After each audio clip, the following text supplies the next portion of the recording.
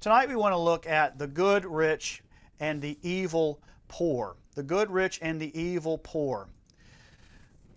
You may be familiar with a congresswoman named Alexandria Ocasio-Cortez.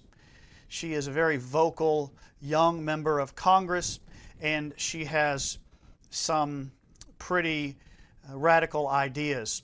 One of her aides, a guy named Dan Riffle, was quoted as saying, "Every billionaire is a policy failure. Every billionaire is a policy failure." In other words, when the government of the United States allows any citizen to become so wealthy that they become a billionaire worth $1,000 million, then somehow or another the government has failed. That it is a failure on the part of our leaders to allow such a thing to happen. And you'll constantly see her talking about taxing the rich. There is a great movement in our country to hate the rich. And it is something that's born directly of socialism. You remember we talked about in our last session that socialism is the idea is that everyone in the nation, every citizen in the nation, should share equally in the resources of the nation, that there should be no rich and no poor. Everybody should have equal and the same of everything. Well, really where socialism comes from, if you look at the deep roots of it, it begins and really is driven by a hatred of the rich, a hatred of wealthy people. So if you're going to have a system where you have everybody has the same, then a socialist has to hate the rich. A socialist has to work against the rich because they have to be able to take what the rich have and give it to everyone else. So this evening we want to look at this whole idea of the rich and the poor and the way that they are viewed in the society. And we want to look at two things tonight as we try and do that. Number one, we're going to ask how the rich get rich in America. And this is from chapter 3 of my new book, Collapse. Chapter 3, Key Takeaways, How the Rich Get Rich in America. And then we want to look at the poor. Socialism is sort of putting down the rich and trying to lift up the poor. At least that's the stated goal. That's not always what happens. In fact, it's never what happens. But anyway, what we want to do is look at the real status of the poor in America. Are the poor really taken advantage of by the rich? These two subjects are very much connected. So let's ask then, how do the rich get rich in America? Chapter 3, Key Takeaways. One of the reasons that people hate the rich in the past, at least, is the way that they came about obtaining their wealth. There have been a number of ways that people get wealthy, even today in modern nations around the world. We have some nations that have, and in the past, of course, this has been a big part of people's wealth, is that they thought they had that wealth by divine right. That is, that God somehow made them better than everyone else and allowed them to take the wealth of the common people because they had a divine right. This is on the order of kings and queens that has been part of world history since the very beginning. So you ask yourself, how do the rich get rich in America? Do they get rich by divine right? Well, no, they do not get rich by divine right. Another reason that people don't like the rich is when they're born into it. People who are born wealthy, with a silver spoon in their mouths, as they always say. So you ask yourself, in America, do most wealthy people get rich by being born into that wealth? Well, there certainly are those who are born wealthy, and we might not like it, but it is not a sin and it is certainly not a crime. But most people in the United States that are wealthy, you will find, are not born into that wealth. They don't just come into the world rich. Most people in America that are rich work for their wealth. They are people who started off like me and you, just normal, average, everyday folks, and they invested in their education, they invested in a business, they invested and they created something we call value creation. So in the United States of America, you primarily do not get rich by divine right. In fact, I would say no one gets rich by divine right in the United States. There are some that are born in it, but not many. And then most of the people that are wealthy work for it, and they do so by creating value. It is value that causes someone to be wealthy over time, and that comes from hard work. Let's look at someone that everybody knows. Who is this? Everyone knows that this is Jeff Bezos, who is the founder of Amazon. And right now, it varies by the week really, but his net worth is $195 billion.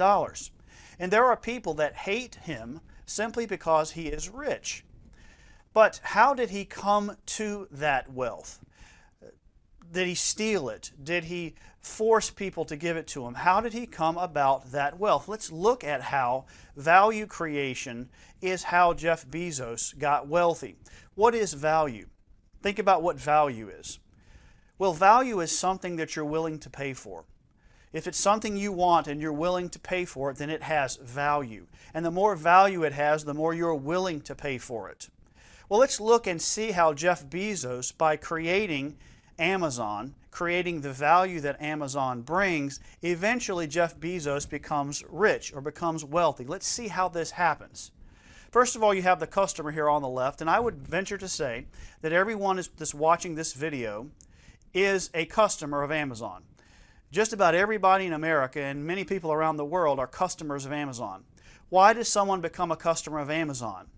Well, they find in Amazon some value. And so they take their money and they purchase that value from Amazon. We get deliveries from Amazon just about every day of the week.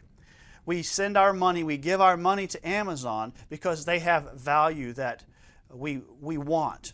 They have created something that we desire and we want to pay for. So if you take all of these customers, and over time all of these customers are continuing to give Amazon a little bit of their money over and over and over and over.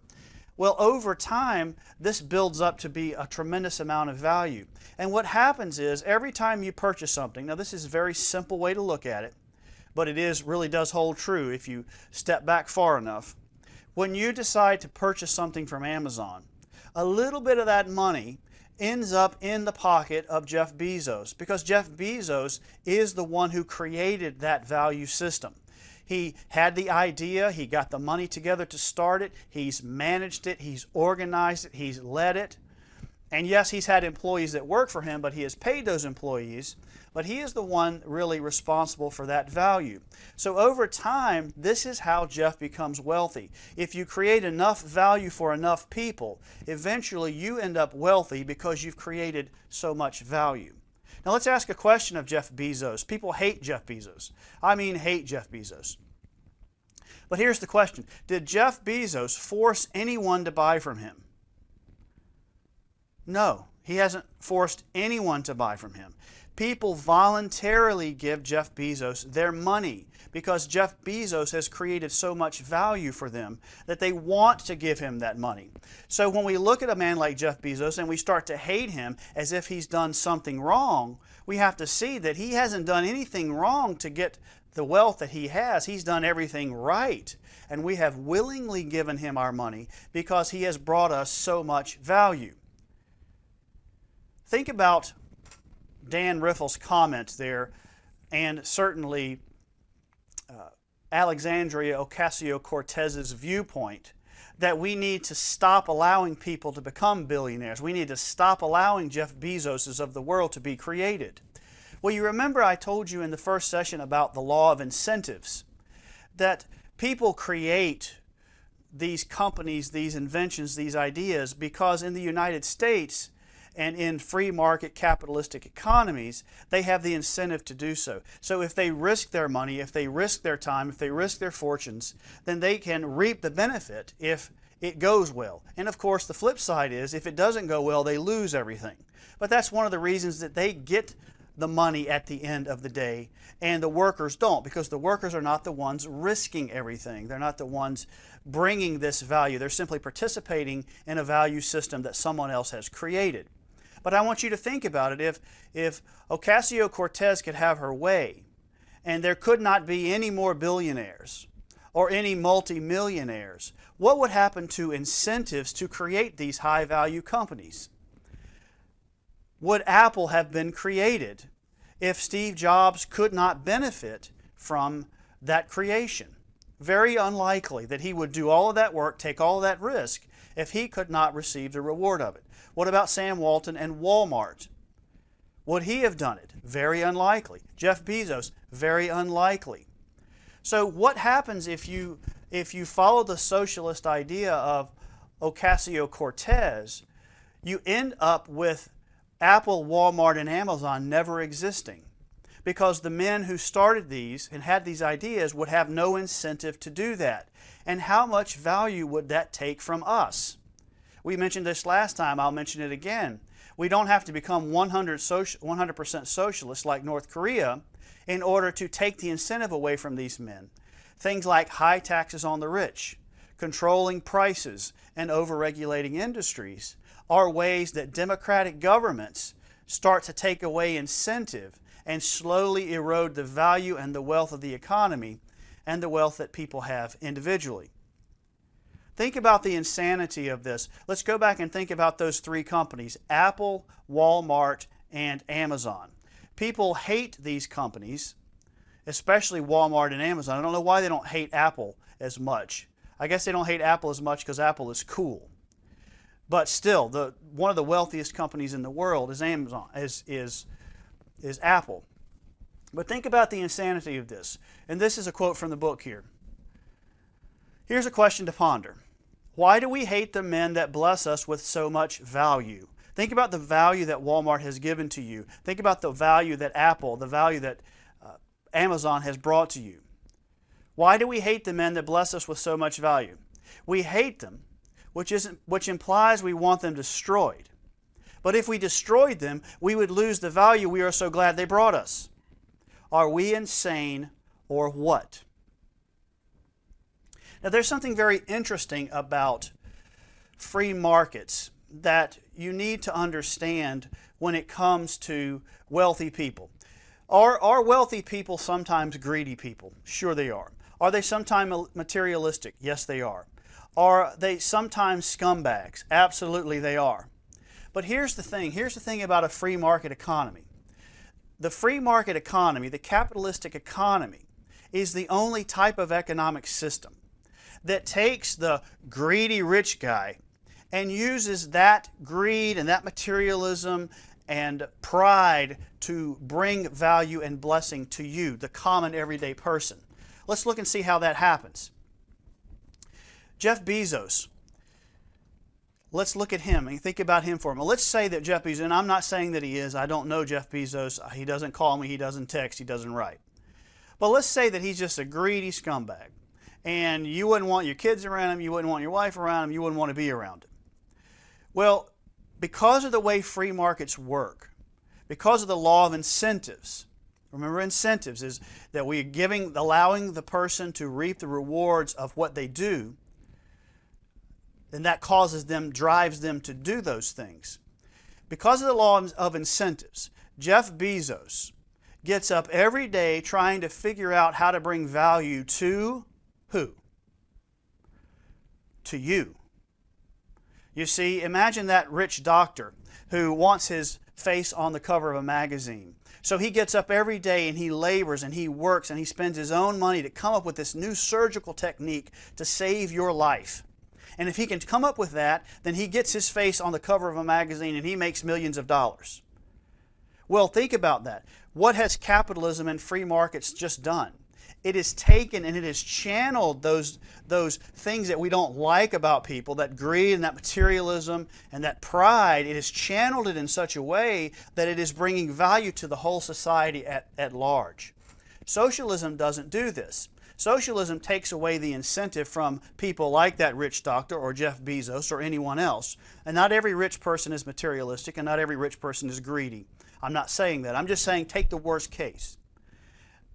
Socialism just keeps those people from ever inventing anything, takes away the incentive for them to create those companies, and then everybody becomes poor because there's no value out there to bring in and make people wealthy. So socialism doesn't help you with these greedy materialistic people.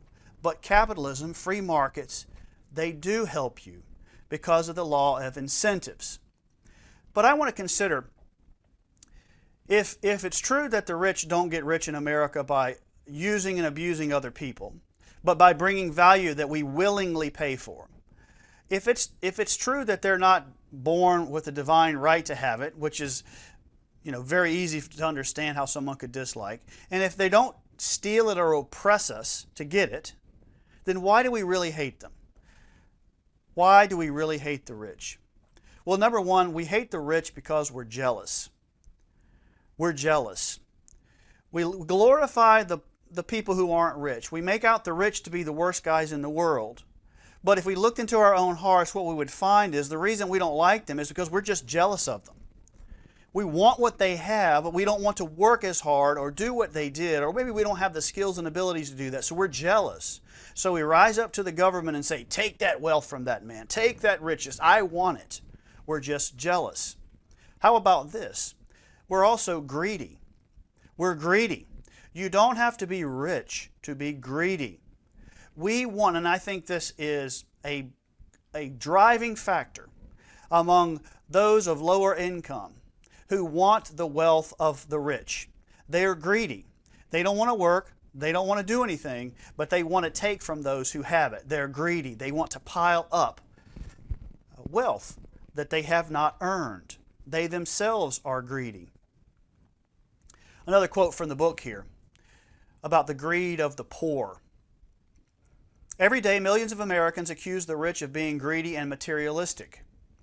But if they were to look into their own hearts, they would see that that is the very reason they hate them, because they are greedy and materialistic themselves. They want what these other men and women have worked for. They just don't want to work as hard as they did, or risk what they risked, or endure what they endured to have it. Remember, you don't have to be rich to be greedy. And then finally, why do we hate the rich? Because we are told to. We are told to. Do you know the very people, some of the very people that are always stirring up this hatred of the rich are rich themselves? That we are being told by rich people to hate rich people. And you have to ask yourself, why is that? Nancy Pelosi, for example, the senator or the congresswoman from California, is worth $114 million, but always playing that rich card. Barack Obama is worth $40 million, always playing that rich card. Bernie Sanders is worth $2 million. So you have to ask yourself, why do these rich people ask us to hate rich people when that includes themselves? Well, here is why they do it. Because it works. Because it works. If you can stir up people enough, if you can take advantage of those fleshly ideas that they have, and as America moves farther and farther from the God of the Bible, it's much, much easier to stir up people that have no integrity. As you do that, as you stir this up, you can get power over them. You can say, hey, I'm going to help you with these rich people. I'm going to take the wealth from these rich people. Give me power, vote for me, and I'll help you. And what do? They win elections that way. So they're going to continue to do it as long as we let them do it. But they are only really just manipulating us.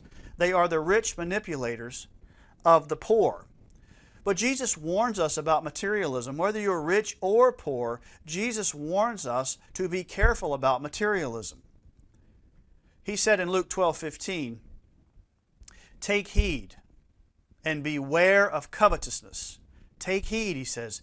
Beware of covetousness. Beware of wanting what other people have. For one's life does not consist in the abundance of the things he possesses. Jesus is saying whether you're rich or poor, do not long for more, because that's really not what life is about. Life isn't about all the stuff that you can store up. Life isn't about all the riches you can take from the rich, or if you're rich, it's not about piling it up. That's not the meaning of life, Jesus said. Look out for materialism. So let's ask ourselves, is God against the rich? Is God against the rich? A lot of people think that God is against the rich, that God is for the poor no matter what, and God is against the rich no matter what. But that simply is not true. Let's look at a passage that some can easily take to support the idea that God does not like the rich, that God is against the rich. James 5, 1 through 6. Very easy to look at this verse at a cursory glance and say, well, look, God hates the rich. Look what he says about them. Let's read it and then let's look a little bit more closely at this. James 5, 1 through 6. Come now, you rich, weep and howl for your miseries that are coming upon you. Your riches are corrupted, and your garments are moth-eaten. Your gold and silver are corroded, and their corrosion will be a witness against you, and will eat your flesh like fire. You have heaped up treasure in the last days. Indeed, the wages of the laborers who mowed your fields, which you kept back by fraud, cry out. And the cries of the reapers have reached the ears of the Lord of Sabaoth. You have lived on the earth in pleasure and luxury. You have fattened your hearts as in the day of slaughter. You have condemned, you have murdered the just. He does not resist you. You say, whoa, Wes, right there it is. My goodness. James is laying it on, and by extension, God is laying it on to the rich. He is laying it on, and his focus here is the rich. But I want you to notice the context and why he is upset with the rich. Is God upset with the rich just because they're rich, as we are today? No. Let's look at this. He says, you have kept the wages of the workers back by fraud. You have defrauded them. You have lied and manipulated. They did the work, and you refused to pay them. That is why God is upset with these rich people, not because they're simply rich. And look at this. You have condemned, you have murdered the just. So what has happened here is these rich men and women, supposedly, who knows, had taken their wealth and the power, and they had used it to cause people to be poor by not paying them their wages. They had used their power to murder and condemn those who are just, the poor just. Just because they had the power, they did it. Now I ask you, in America today, is that what happens? Does Jeff Bezos keep back the wages of Amazon workers by fraud? No, he doesn't. And we'll look at why he can't do that when we get to the poor a little bit later. He doesn't do that. And people say, well, he doesn't pay us enough. That's a totally different discussion. He's paying you what he's agreed to pay you. You just want more. We're going to talk about that in a moment. Does Jeff Bezos condemn and murder the just through his power? No, he doesn't. So God is not against the rich any more than he's against the poor. He's against those who are unrighteous. And in this case, the rich are using their power, the power that their money gives them, to defraud and to harm those who are poor. And of course, God is against that no matter what. You see, here's our goal, and this is very, very critical. What Ocasio-Cortez and what socialism wants is to take all the wealth of the rich and distribute it among everybody. And as we've seen, that only leads to poverty. But that should not be our goal. Our goal should not be that every person has all the same. What we should strive for is a system. Pay attention to this. This is very important. What we should strive for is a system in which every person has equal access to opportunity, not equal distribution of rewards. When you seek equal distribution of rewards, you then have to take from the rich something that is not yours. You have to be unjust as a government to take from someone who has earned and give it to someone who has not earned. And whenever you do that, you lose all freedom within the society. Remember the power that we talked about the government must take in order to distribute rewards, in other words, money, to everyone. We don't want that. What we want is that every person, regardless of their color, their gender, their wealth level when they begin, where they live, whether they're a redneck or whatever, that they have equal access to opportunity. You can go and do anything you want to do. And there is, when this is the goal, equal access to opportunity is the goal. There is no nation in the history of the world that has ever allowed more people to come up out of poverty and rise up into the middle class or into the upper class than the United States of America. We've had a black president. We have women who are astronauts and fighter pilots. We have white guys who are poor from little redneck villages who become wealthy and successful. There is no limit in the United States of America to what you can do if you are willing to take that chance. You have equal access to opportunity. But what we're transitioning to is who cares about the opportunity? We just want to take what the rich have and give it to someone else. Now, how is that righteous. Now let's move on and let's talk about the poor. We've talked about the rich in chapter 3, key takeaways. Let's turn now and let's look at the poor and see what the true status of the poor is in the United States of America. Another common cry that the socialist has in America is that the poor are taken advantage of by rich people and rich corporations. We constantly hear this narrative that the poor are oppressing the rich. That the rich are oppressing the poor, that the poor don't get what they should get, they don't get their fair share, nobody's taking care of them, they're righteous, they're hardworking, and they're just abandoned in the United States of America. That's part of the socialist cry. You see, you have to create that belief in the people in order to go up and take the rich, the wealth of the rich. That's part of socialism. This idea that the righteous poor are oppressed by the evil rich. But let's look at this. Let's look at the true status of the poor in America. Let me ask you, can rich companies oppress the poor? Commonly talked about in the United States that these rich companies like Walmart and Amazon are keeping all the profits to themselves and they're not paying their workers what they are worth. Let's examine this. Do the rich companies actually oppress the poor? Let's look at some of the reasons that this is not true. First of all, the law prevents this. The law prevents this. You can't not pay your workers. You can't cause them to work and then not pay them what they are owed. You have to pay your workers. That's why we said in the previous discussion that Jeff Bezos cannot just defraud his employees. If he did, what would happen to him? Well, he would be sued, he would be arrested, and he would be tried. The law prevents that. You cannot defraud the poor or anyone working for you of their wages. So the law prevents rich companies from oppressing the poor. But even more important than the law is the market. The market prevents this. Let me explain to you how this works. Let's say that there are a bunch of workers at a Walmart, and those workers don't believe Walmart is paying them what they are actually worth. And let's say that it's actually true, that Walmart isn't paying them what they're worth. But right across the street, remember, wherever you find a Walmart, you're going to find a Target. So right across the street, there's a Target. So if Walmart was indeed not paying those workers what they were worth, let's say Walmart was paying them $12 an hour, but their value in the market was actually $15 an hour. Well, what would happen? Well, the law allows that employee to quit anytime he wants. So he quits and he goes over and he talks to Target, and Target says, wow, you guys are worth way more. Yeah, we'll give you $15 an hour. And so the rich company can't take advantage of the poor because of the market. So if you're not paying your employees what they're worth, then they will end up finding another job where they do get paid what they're worth. And let's say that that's true, that Walmart is systemically not paying their workers what they're worth.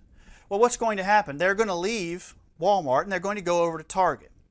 And then Walmart is going to lose employees. And Walmart's going to say, well, we're losing employees. What do we do about this? Why are we losing them? Well, we're losing them because we're not paying them what they're worth. So they're going to raise their wages to try and get back employees from Target or to be able to hire new ones. So that is going to cause, the market is going to cause the value of those laborers to come up to where it actually is. And so rich companies, because of the market, can't actually, on an ongoing basis, on a systemic basis, on a widespread basis, keep people from making what they're worth. It just won't happen. You say, well, people feel they're underpaid. People are saying, Walmart doesn't pay enough, or Amazon doesn't pay enough. Well, look, there's a difference between feeling you're underpaid and actually being underpaid. If you go out there and you apply for 10 similar jobs at 10 different companies in the same area, and you get offered the same amount of money, let's say you're offered $12 to $14 an hour in all those places, that's the value of your labor on the market. That's not the value of you as a person. That's just the value of you as giving your labor to the market. And then when you go out and look for a job, that's actually what you're doing. You're selling your labor to the market. Well, the market's saying, look, your labor, your level of education, your level of experience, your resume, your track record, whatever, your skills make you worth $12 to $14 an hour. And you can't change that just because you don't like it. And that's what people are trying to do. They're being paid a market rate, but they don't like it. So they complain about it. They complain to the government, they hold pickets, and they can do whatever they want to. But the fact of the matter is, feeling underpaid and being underpaid are two different things. So what's the answer? The answer, if you think you're being underpaid, is to take responsibility for your own value in the market. Don't go out and start complaining to get something that you're not worth, get something that you don't deserve. Don't try and force the government to make that business pay you more. How is that righteous? How is that right? You have to invest in yourself, and you have to make yourself more valuable to the market. The answer is not using the government to force people to pay you more. The answer is for you to go out and make yourself worth more. Stop looking to the government to give you the minimum, to increase that minimum, and go out and invest in yourself. There are many, many jobs that pay well more than minimum wage. Let's look at this from another standpoint. Let's look at this from the standpoint of the rich not paying their fair share of taxes and keeping money back from the poor that could use it. That's often a claim. The rich don't pay enough taxes. I remember seeing Ocasio-Cortez doing a Zoom session, and she had on her t-shirt, "Tax the rich, as if the rich aren't paying enough. Well, let's look at this. This is from 2020 update, and it was back from 2019. I believe the tax data is from 2019. But what we want to look at here is the tax paid by American taxpayers. And we've got a table here. In the far left, we're going to have the taxpayer category. That is how much they make. And then we're going to have the income level, the percentage of the total tax that they paid, and their average tax rate. So let's look and see what people pay. Well, the top 1%, and that's $515,000 of adjusted gross income and up, $500,000 and up, if that's what you earn, they paid 39% of all income taxes in 2019, almost 40% by the top 1%. And their average tax rate was 27% federal taxes. So if they made $1, they paid 27 cents in tax on that dollar at that top rate. And in fact, the top 1% pay more tax than the bottom 90% combined. Let's look at the top 10%. The top 10% of wealth earners in the United States, the top 10% of wealthiest people, that's $145,000 of adjusted gross income, paid 70% of the total tax. So if you go from $145,000 of income up, all the way up to the very top, they paid 70% of all the taxes. And that group, the top 10%, averaged 24% federal tax rate. The top 25%, which is from $84,000 and up, they paid 86% of all taxes. And they averaged 18%. When you get to the top 50%, that's $42,000 a year adjusted gross income and up. That's the top 50%. If you have that on your taxes, $42,000 or more in adjusted gross income, then you're in the top 50% of the United States of earning. Paid 97% of all income taxes. And their average rate was 16%. The bottom 50% then only paid 3% of the taxes. And they averaged at 4% as a tax rate. So this claim that the rich don't pay their fair share is absolutely ludicrous. The top 50% pay 97% of all taxes. The bottom 50% pay only 3% of all income taxes at the federal level. So, do the rich skate by? The data just doesn't support it. The wealthy pay the most. If you want the wealthy to pay most of the taxes, then you should love the United States tax code, because that's what happens. Now let's look and see what the poor get of this money. So 97% of all income tax, all the tax the government collects, is from the top 50% of earners. Now let's look and see what the poor get for this. Here we have another chart, another table, welfare benefits by state. We're going to look at some various states. We're going to look at the total value of the welfare that a welfare recipient receives in dollars. And then we're going to look at that as an hourly rate. If you worked 40 hours a week and you made as much as these poor folks get on welfare, how much would that work out to an hourly rate? Look at this. You're not going to believe this. In Hawaii, it's $54,000 a year. That's the value of all the welfare, from food stamps, medical, cell phones, housing, money to watch your kids, whatever it adds up to. In Hawaii, it's $54,000. That's $26 an hour. Now, of course, Hawaii has a high cost of living. But let's look at Washington, D.C. That's $47,000 a year. So that, in other words, if you didn't work in Washington, D.C., you said, look, I'm just not going to work, I'm just going to be poor, you would get $47,000 in benefits for doing nothing. And remember, 97% of that money comes from the top 50%. That's $23 an hour. In California, it's $39,000 or $19 an hour. Washington State, it's $34,000. We go on down here. Virginia, it's $23,000. That's $11 an hour. We go down to the lowest benefits in the country. In Texas and Mississippi, it's $19,000 to $20,000. That's $9 to $10 an hour. The minimum wage is $7.25. So in the poorest places in the nation, I won't necessarily say poor. Texas is not poor, but in the states that have the lowest welfare benefits, you're going to get $9 to $10 an hour, more than minimum wage, for not working at all. So what does this mean? It means the rich do not oppress the poor in the United States. The rich support the poor in the United States. If you didn't have the rich, the poor would get nothing, because 97% of the money that the poor get comes from the top 50%. So if you go out there and you adopt this socialist policy of taxing the rich and taxing people who make money, then you're going to end up reducing their income completely. They will not start those businesses and create that wealth, and the government will have no money to give to the poor. You see, that's the thing that's missing. We don't understand. There's something called the Laffer Curve, the L-A-F-F-E-R. And what people think is, you can just go out and tax the rich. You go out and tax them at 50%. Go out and tax them at 60%. And the government's going to get all this money that they can then give to the poor. But that's been shown through research that does not happen. When you raise the taxes, people stop creating the wealth that produces the taxable income, or they find loopholes around it.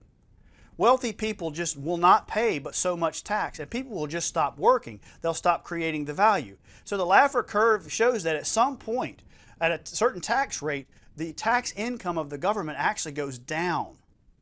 So you can't just come in and tax 100% of people's money and think you're going to get it. It doesn't work like that. People simply won't allow that to happen. So this question of income inequality, you hear that so often, that there's in my economics textbooks when I was taking my graduate courses so I could teach it, they constantly talked about income inequality, as if inherently the fact that rich people and poor people's income levels, income inequality means that the richest of the rich and the poor, the difference between their income levels is expanding. And it was just assumed that that's evil, that means that the rich are oppressing the poor. And that's called income inequality. But is that actually true? Is the fact that there is a growing difference between the top 1% in the wealth income and the bottom 1%, if you will, the difference, does that mean it's immoral? Let's address this. So I would ask, what inequality? What inequality? Here's the question I would have for somebody on welfare.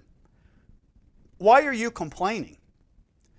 You're getting $9 to $26 an hour for doing nothing. And all of that money is coming from the rich people.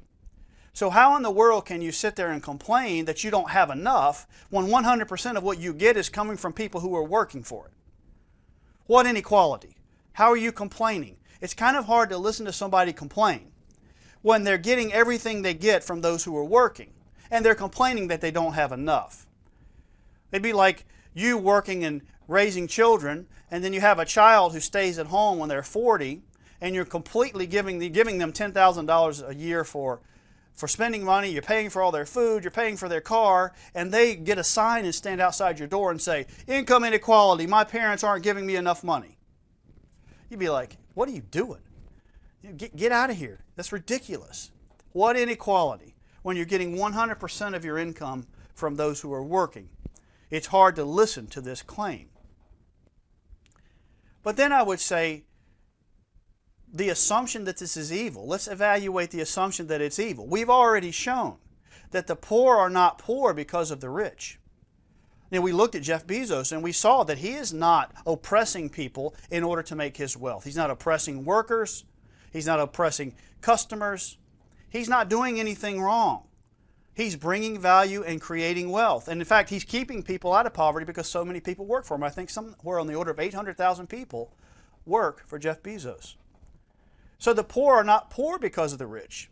So how can this be immoral for there to be a difference in the income? It's not immoral. It's a fact, but it's not immoral.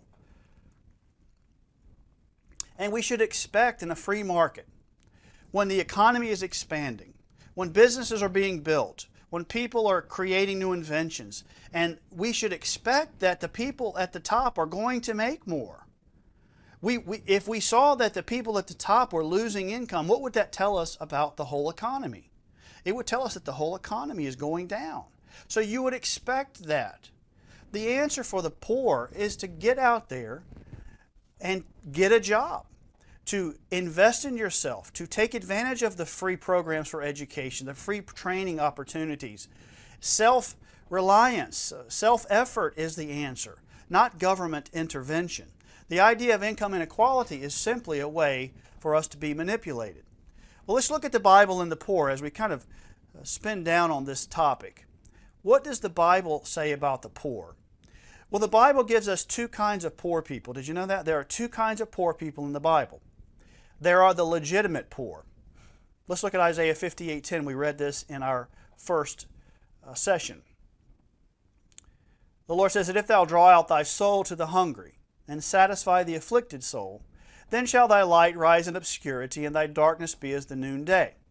The Lord is recognizing that there are legitimate poor people, that there are people who cannot, based on their intellectual capacity, their skill set, their health, various other things, they can't pull themselves out of poverty. They need help. But the Bible doesn't just talk about the legitimate poor. The Bible also talks about the unrighteous poor. The unrighteous poor. Proverbs 20:13 and 19:15. Do not love sleep, lest you come to poverty. Open your eyes, and you will be satisfied with bread. Laziness casts one into a deep sleep, and an idle person will suffer hunger. Now look at this person here. This is a person that is poor, but this person is poor because they are lazy. They are not poor because they have some oppression in their lives, that they are have some legitimate reason for being poor. They're poor because of their own activity, their own efforts. And you've run into these people. I've run into them. There are more and more people in the United States that are unrighteous poor. They're actually lazy. I've told you the story about a guy who used to work for me in my handyman business named Frank, who did all kinds of work but filed for disability because of a shoulder injury that never showed up on the job. And there's another woman that used to be, we used to minister to at a church. Her name was Susan. She would walk miles to get another free program, but she wouldn't take another hour to go to work to get herself out of that poverty. She was working the system. The unrighteous poor. A quote from the book here. This distinction is important for us to understand in modern America. Not everyone who falls below the poverty line is there because of injustice. Many are there because they have chosen to work the system instead of working a job. Instead of investing in themselves through education and taking a job where they can contribute to society and earn their own way, they have chosen to sit around, do nothing, and take from those who work. Many people today, and the number seems to grow by the minute, are lazy and unrighteous, and are no more deserving of the benefits they receive than crooks or con artists. We are quick to vilify the rich in this nation, but the poor are sometimes more wicked than any rich man. The unrighteous poor. We are seeing that. Let me end this session by talking about the poor and the family. Sometimes I think this charge that the rich are the ones that are causing poverty in the United States is just a smokescreen for one of the true underlying causes. And that is the disintegration of the family structure, the biblical family structure. Patrick Fagan, in an article called How Broken Families Rob Children of Their Chances for Future Prosperity, he said this about the poor. He said, almost half of American families experience poverty following a divorce, and 75% of all women who apply for welfare benefits do so because of a disrupted marriage or a disrupted relationship in which they live with a male outside of marriage. His report went on to connect broken homes to poor physical and mental health, increased sexual activity at younger ages, higher likelihood of giving birth outside of marriage, and lower educational achievement. I want you to look, there's another study that I found. I want you to look at the number of single-parent families from 1960 to 2013. In the black community, 22% of families were single-parent families in 1960. By 2013, 55% were single-parent families. White families in 1960, 7% were single-parent. And by 2013, 22%, over 3 times as many. This is one of the great causes of poverty. Look at college in the family. There's a study written that was produced by a magazine called Education Next in 2015. And they did a study of 14 to 16-year-olds who lived with a single parent at any time during those years, 14 to 16, and how many of them went to college and finished college. And here's what they found. Those who were living with both parents between the ages of 14 and 16, 40% of them went to college and completed it. But those who lived with one parent any time during that period of 14 to 16, only 13% went and completed college.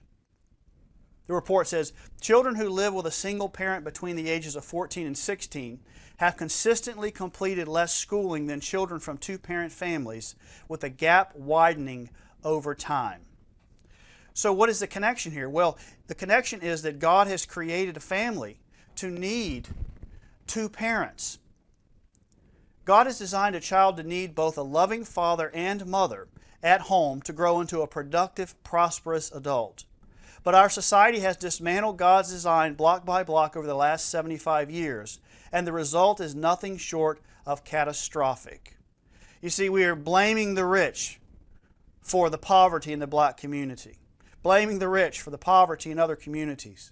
But if we look at the actual data, the damage that we've done as a society to the family has caused more poverty than the rich people ever could.